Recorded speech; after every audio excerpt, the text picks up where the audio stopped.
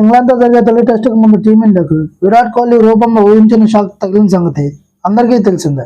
తన వ్యక్తిగత కారణాల వల్ల విరాట్ కోహ్లీ తొలి 2 టెస్టులకు దూరం అయ్యాడు. మళ్ళీ కోహ్లీ తిరిగి రాజ్కోట్ వేదికగా జరిగిన 3వ టెస్టుకు అందుబాటులోకి రానున్నాడు.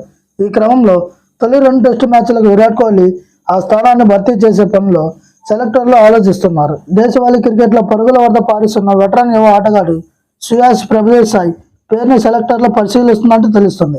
రంజీ ట్రోఫీ సీజన్ 2024లో ప్రభుదేశాయ్ అదరగొడుతున్నారు. ప్రస్తుతం 3 మ్యాచ్లు ఆడిన ప్రభుదేశ్ 386 పరుగులు చేశాడు. అతడి ఇన్నింగ్స్లో 2 సెంచరీలు ఉన్నాయి. అంతేకాకుండా ఫస్ట్ క్లాస్ క్రికెట్లో ప్రభుదేశాయ్కు మంచి రికార్డు ఉంది. 29 మ్యాచ్ల్లో 47.97 సగటుతో 2015 పరుగులు చేశాడు.